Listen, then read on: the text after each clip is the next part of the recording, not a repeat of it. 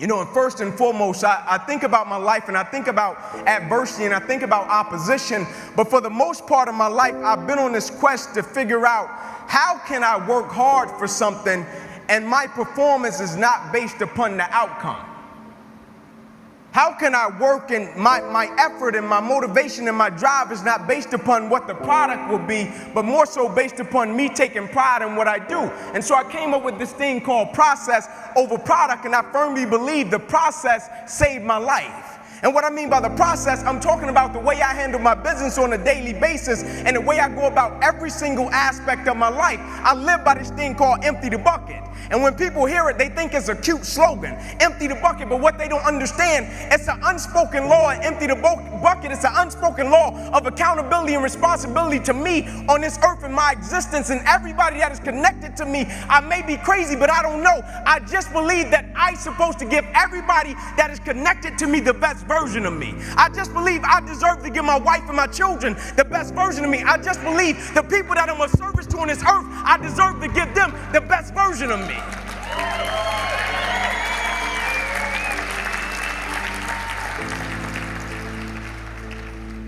You see, the thing about chasing a product and what the product is money. The product is a house. The product is a car. The thing about chasing a product, the product can always change. And if your performance is always based upon the product, what happens when the products change and you don't take pride in what you do? But the thing about loving the process, everybody wants the prize, but nobody loves the process. Everybody wants to be a champion, but nobody's willing to put in the work that it takes to be a champion. Everybody wants to hold up the trophy and say, man, I did it, but nobody's willing to put in the work that it takes to do it. I love the process. I love the thought of working for what I want. And I firmly believe you're never supposed to wish for it more than you're willing to work for it. Your expectations never supposed to exceed your effort. But a lot of people, they wish, and they're not willing to work. And the great thing about life has a funny way of testing all of us and seeing how bad we really want what it is that we say we want. Because the thing I know about people can talk the talk. And people do it very well. But life is going to hit you with a certain level of opposition. Life is going to hit you with a certain level of adversity. And life is going to say to you, you said you wanted it, now let's see how bad you really want it. But the great thing about it, if you love the process, when opposition and adversity hits, you will have a way of embracing it and using it, not only for yourself, but you will use it to make everybody that's connected to you stronger, because your vision has to be larger than yourself. If everything that you do is just about you and for your personal gain, something's going to come up against you that's going to be a lot tougher than you. And if it's just about you, the moment you hit it, you're going to quit and give up every time.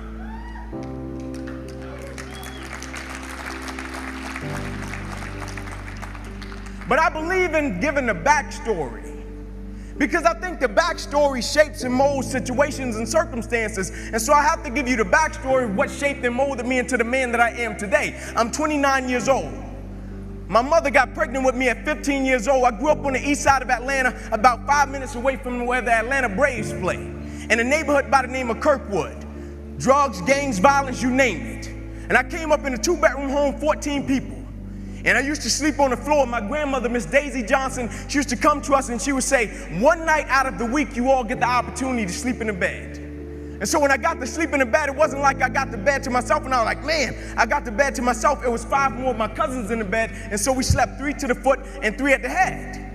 And so as a kid, pretty quick, I had to make a decision of what I wanted to do with my life, because in that same house, I had 8 uncles, all 8 of which are still going in and out of prison till this day because they sold drugs and they were in gangs. And so I looked at it, and it's kind of like that quote that says, learn from the mistakes of other people because you can't make them all yourself.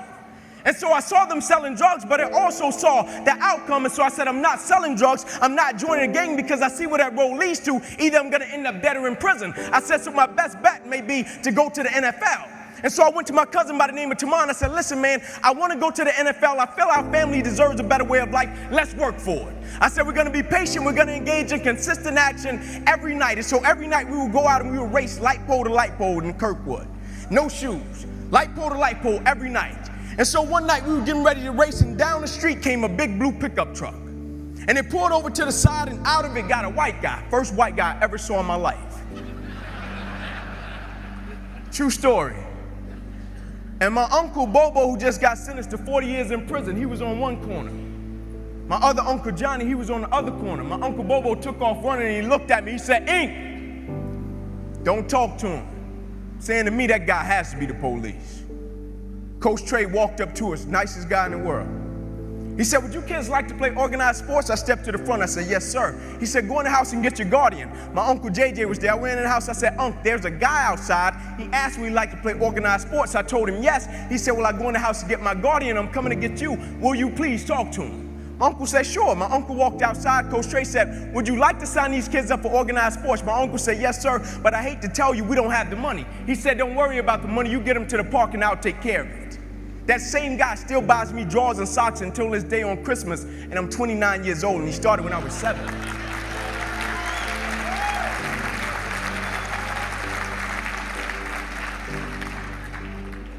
But a weird thing happened one night. You see, most nights after practice, everybody would leave to go home, and I always had to sit in the park because my mother worked at Wendy's. And my mother didn't get off work till about 10 o'clock, 10:30 most nights, and I'll be sitting there in the park, and I loved it. I didn't want anybody to take me home because when I went home, I was sleeping on the floor with roaches and rats. And so anytime I got in solitude to dream, anytime I got in solitude to think about what I wanted to do for my family and my community, I took advantage of it. And so most nights, I'll be sitting there in the park, and I'll be looking up at the lights. And I'll be envisioning myself doing things in the NFL, envisioning myself doing things for my community. And just as the lights would always go out, my mother, she would pull up, and she used to drive an old Buick Regal. Hubcaps off the car, seats torn up, the car was all beat up. And she would pull up and she would put the car in park, and I would always hop up, I would run over to my mother, I would give her a hug and a kiss, and I would say, "Mom, if you don't mind, can you please sit back in your car? I have to do some extra drills, I have to go to the NFL." She would never have to work another day in your life. And I knew she was tired. And every night my mother would say, "Sure, Inky," and she would sit back in that car, those car lights would hit that field, and here you had a 7-year-old kid doing backpedaling drills, running sprints, running laps, chasing his dream to go to the NFL. And just beyond those car lights, I could always connect with my mother's eyes. And so it made me dig a little bit deeper, it made me push myself a little bit further, it made me work a little bit harder. I live by this thing called the harder you work, the harder it is to surrender. You see, the reason people quit, they don't take pride in what they do. The harder you work, the harder it is to surrender. And I'm not just talking about business, I'm talking about winning simultaneously in every aspect of life. I'm not concerned with a person that does well in one aspect of their life and they can hang their hat there and say, "Man, I made a lot of money." You made a lot of money, you're a public success, but you're a private failure. What good is it to make a lot of money and you don't want to go home to your family? What good is it to make a lot of money and you don't take care of your kids? What good is it? You're a public success, but you're a private failure. And so how can we win simultaneously and take pride in everything that we do? And one night, my mother couldn't pick me up, and she called Coach Trey. She said, "Coach, I can't make it tonight. Can you please take Inky home?" And so he put me and about 8 guys in the back of his pickup truck, and he said, "Inky, I'm going to drop you off last." And so when he got to my house, I got out on the sidewalk, and I'm standing in front of 125 Warren Street, and I looked back at Coach Trey. And I said, why are you doing this? Because where I came from, people didn't just help you. It was, I pat you on your back, you got to pat me on my back. You remember I did that for you, you got to do this for me. And I said, "Why are you doing this?" And he looked back at me and he said, "Son, I want to tell you something." And he said, "I don't want you to ever forget it." He said, "Son, the more you make sure that somebody else's life is okay, God will always make sure that your life is okay."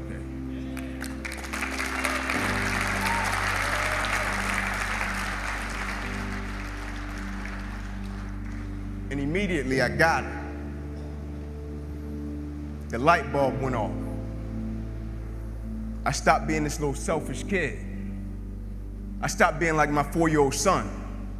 And for the first time in my life, I stopped thinking everything was just about Inky Johnson, and I realized my existence on this earth is a lot bigger than me. I realized my lineage and my family, when I step outside of my door in the morning, what I represent is a lot bigger than me. And so the thing I had to understand, every day I woke up and everything that I was a part of, I first had to understand I was representing a lot more than myself. I first had to start living by 2 words, honor and legacy.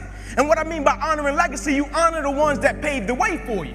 And you leave a legacy for the ones that's coming behind you. We just have it right now. While we're a part of something right now, somebody has came before us and paved the way, and somebody will come after us. And so while we have it, how can we do it in such a way that we leave a legacy for the ones that's coming behind us, and we honor the ones that paved the way for us? And so everything I did, I took a certain level of pride in it. People thought I just wanted to be a great football player. What they didn't understand about Inky Johnson was this: I could have washed cars. I guarantee you I would have been the best car washer there was in the world.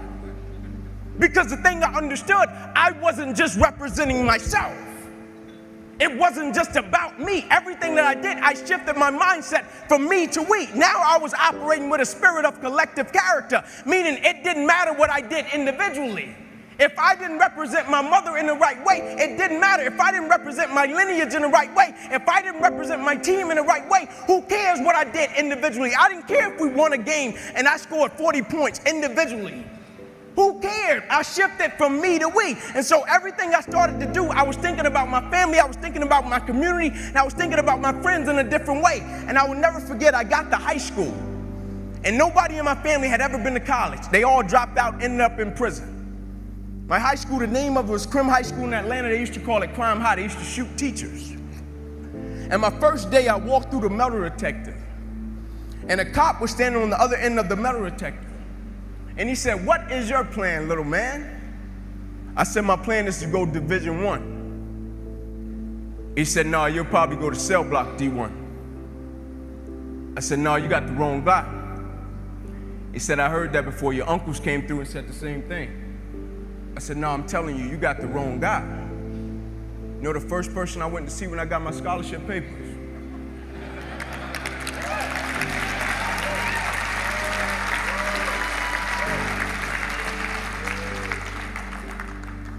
But you know the most amazing thing happened? It wasn't that I went to college.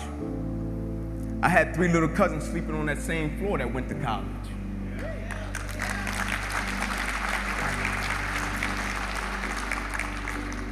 I saw friends in my community come off the corner from selling drugs and go to college. I saw friends in my community come out of gangs and go to college. All because I shifted my mindset and it wasn't about me. I broke generational curses in my community because it wasn't just about me. I didn't care so much about me going to college. I wanted the ones coming behind me to get it. And I'll never forget, I went on an airplane, and my first time riding an airplane, I was a senior going to a football game, and I went in the restroom on the airplane, and as I was washing my hands, there was a sign on the wall. And I'll never forget it. My first time on the airplane, I'm washing my hands, there was a sign on the wall. And as I was walking out of the restroom, the sign said, "As common courtesy to the person that's coming behind you, can you wipe the sink out and leave it better than you found it?" And I said, as common courtesy to the generation that is coming behind me in life, everything that I touch, everything that I'm a part of, I vow to God that I will leave it better than I found it. And so now it wasn't even about me.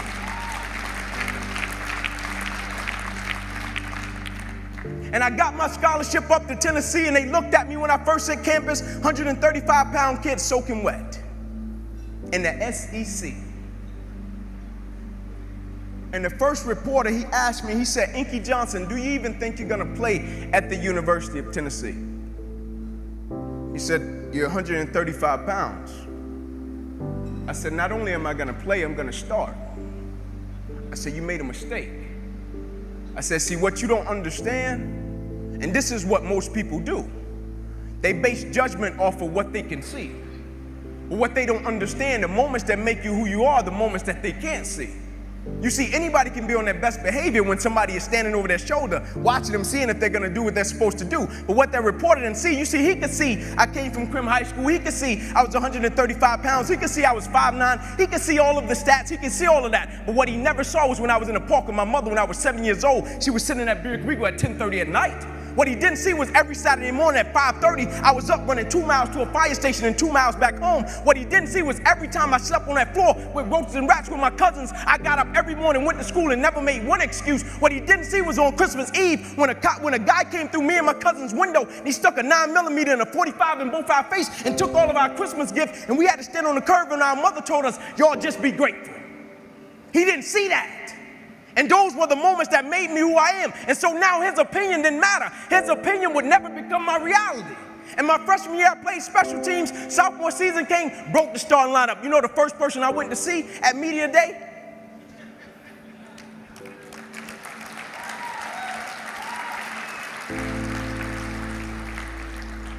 He quit.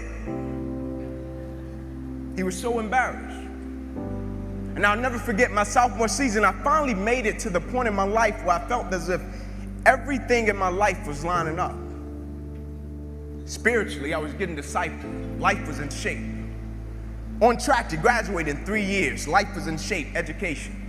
I still remember the day I was in the film room watching film, and I was watching the California Bears, and my defensive backs coach, Larry Slade, came in the room. He said, "Inky Johnson, I got some good news for you." And I dropped the clicker, and I said, "Coach, what is it?" He said, "Son, you're a projected top 30 draft pick." He said, "All you have to do is play these next 10 football games. You're an automatic multimillionaire." I ran out of the room. I got on the phone. I called my mother and my grandmother. I said, "Listen," I said, "after this season, we will never struggle." I said, "We would never miss another meal."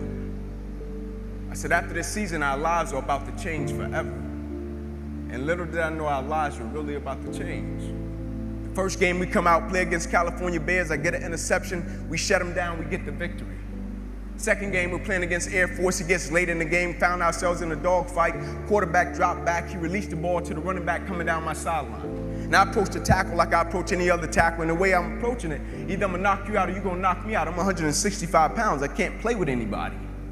But at the point of contact, when I hit this guy, something different happened that had never happened to me before in my life.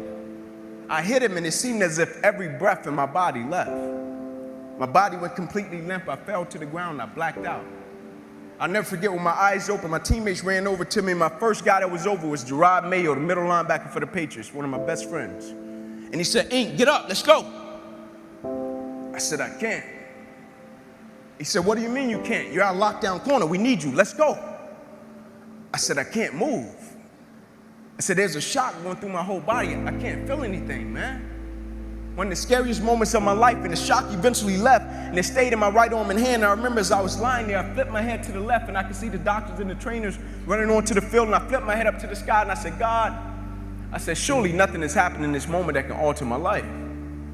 I flipped my head back over to the left, and they were bringing the spine board out. I flipped my head up to the sky, I said, "God," I said, "that's precautionary measures, right?" They get me up on the spine board, they're wheeling me off the field, and I looked at the doctor because I couldn't feel my right arm. They had poked me with all type of needles. "Inky, can you feel this? Can you feel?" I couldn't feel a thing. And I said, "Doc, can you lift my right arm and hand?" He said, "Sure, Ink," and he raised it up, and I lifted my left. And I pumped it to our supporters. I don't believe in using the word fans. I think it's an arrogant term. Who am I to call a person a fan? They pay to see you play. They support you. And as he was bringing my arm down, I looked at the doctor. I said, "Oh, yeah." I said, "I'll be back." Never thinking that would be the last game that I would ever play in my life. They get me in the ambulance, things turn up a notch, I still don't pay it any mind. They get me over to the hospital, said, "Inky, we're gonna take you back and run some CAT scans." They took me back, they ran the CAT scans, and they rolled me back into my room, and I'll never forget it. All in about a 15-second time frame, I was lying there in my bed, and I could see over my right shoulder. And I looked at my father, and we caught eyes, and my father, he went to take a step in, and he looked at me, and he said, "Son, I can't do it." And he walked out. My mother, she came in, she was running, she kissed me on my forehead, she said a prayer, she said, "Ink, everything is gonna be okay," and she ran out. And as soon as my mother stepped outside of the room, the doctor rushed in from the opposite side, and he said, "Hey, get in here, we gotta rush this guy back to emergency surgery, he's about to die." I said, "What?" I said, "My mom just told me everything was going to be okay. Like, this is total opposite. You talking about I'm about to die." I said, "What happened?" He said, "Son, what happened? You have busted up subclavian artery in your chest. You're bleeding internally. Have to rush you back and take the main vein out of your left leg and plug it into your chest in order to save your life." And when I woke up from recovery, the same doctor was standing over me. He said, "Inky, I have some good news and some bad news for you." I said, "You got some bad news for me?" After telling him I was about to die, I'm still alive. How bad can it get? I'm still here. He said, "The good news is, son, we saved your life." I said, "Thank you, sir." He said, "The bad news is you have nerve damage in your right shoulder." I said, "Cool." He said, "We got to send you up to the Mayo Clinic in Rochester, Minnesota." I said, "Cool." He said, "But the problem is, Ink, you probably can never play the game of football again in your life." I said, "No way." He said, "Yeah, Ink, you got some pretty bad nerve damage." I said, "No." I said, "Doc, no disrespect, man, but I'm 8 games away."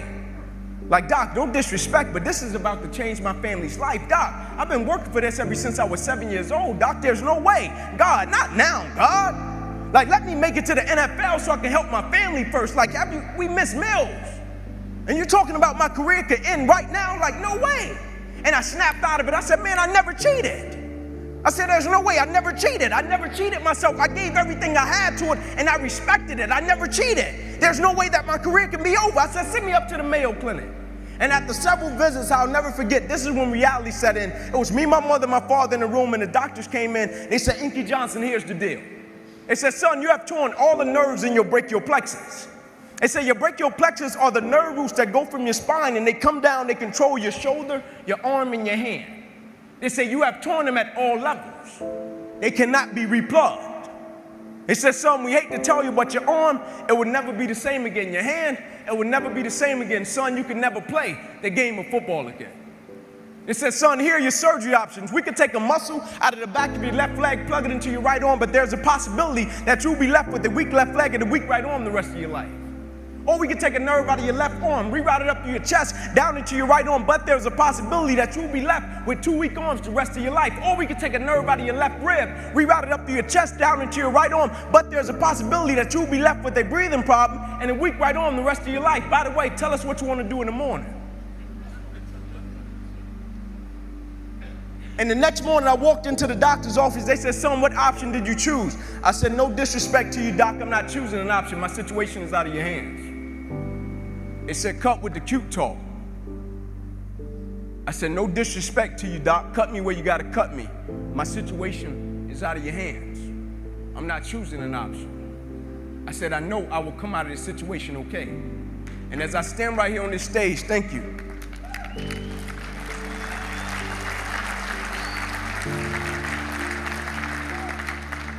As I stand right here on this stage before you today, they cut me 6 times down my left thigh. They cut me 2 times across my right rib. They cut me 2 times across my right pec. They cut me 1 time across the left side of my neck, 1 time across the right side of my neck. They cut me from the bottom of my armpit all the way down to the bottom of my hand. And after they got through cutting on me, they said, son, you're going to be in this hospital for the next 40 days. I walked out of the hospital on the 3rd day. They said, you broke a record. How did you do it?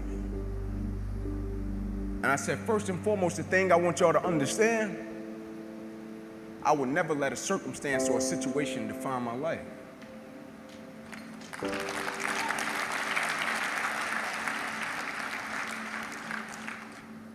But most importantly, you know what I had invested? I had sweat equity. I had been working my whole life. And what I didn't understand, by being determined to chase something, by being committed to it, and what commitment is staying true to what you said you were going to do long after the mood that you have set it in has left. You see, people think commitment is saying, yes, I'll do it on the days when it feels good. But I have been committed to everything that I ever started in my life, and I never stopped and I never quit it. And so by being committed to everything that I started, I finished it. It built a certain type of spirit. It built a certain type of mentality. It built a certain type of individual. And so now I couldn't quit even if I wanted to. I couldn't lay in the bed even if I wanted to. I couldn't stop even if I wanted to. I had too much sweat equity in my life and everything that I was doing. Because I understood my existence wasn't about me. I went from me to we a long time ago. I understood the process is more important than the product. It wasn't about the outcome for me. Whether I made it to the NFL or not, that was inconsequential in God's plan for my life. But I was going to fall in love with that process because I understood by falling in love with that process, it was going to turn me into a machine.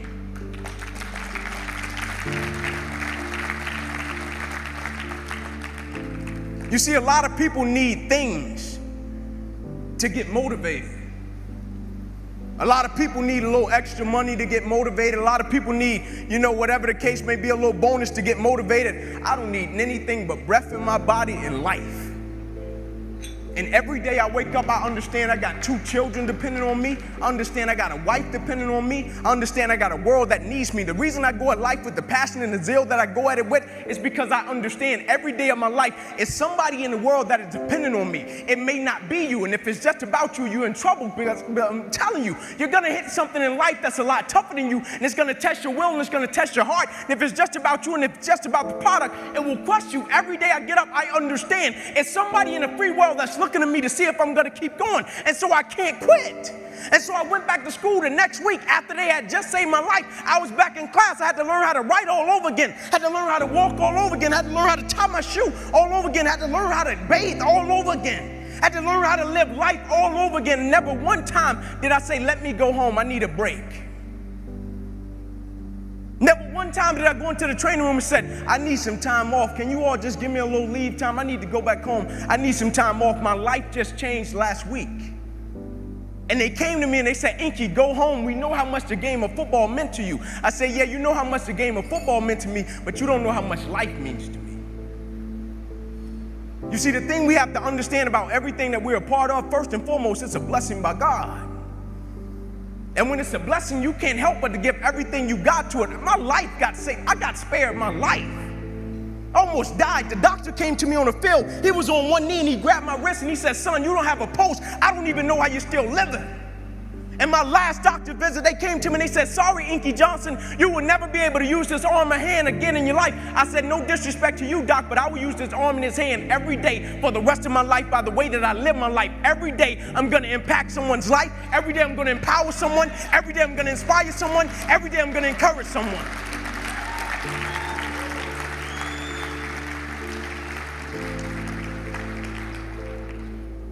The thing we have to understand, what business are we in? You know, protocol, they call me in the world, they say Inky's a speaker. Inky's a motivational, whatever the case may be, Inky, whatever it is. What they don't understand, I'm in the people's business. Not a speaker, I'm a servant. Anybody that has direct contact with people on a daily basis, that is an opportunity to change someone's life.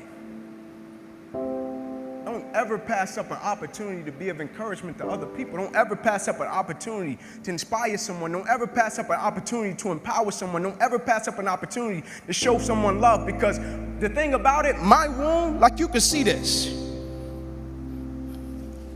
You can see my arm. My wound is visible.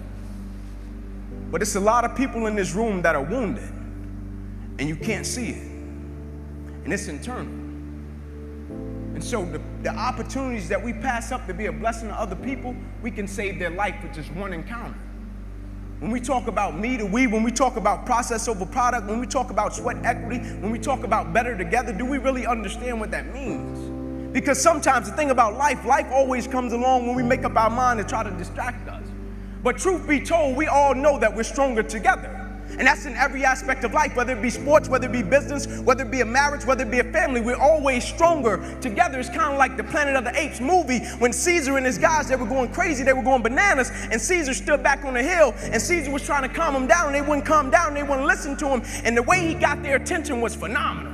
The way he got their attention, he picked up a piece of straw, one silly piece of straw. Caesar picked up one silly piece of straw and he held it up in front of him. He picked up one straw and he broke it. And then he picked up 2 handfuls of straws and he braced it. And what he was telling them, alone, weak, can do nothing. Together, strong, unstoppable, can change the world.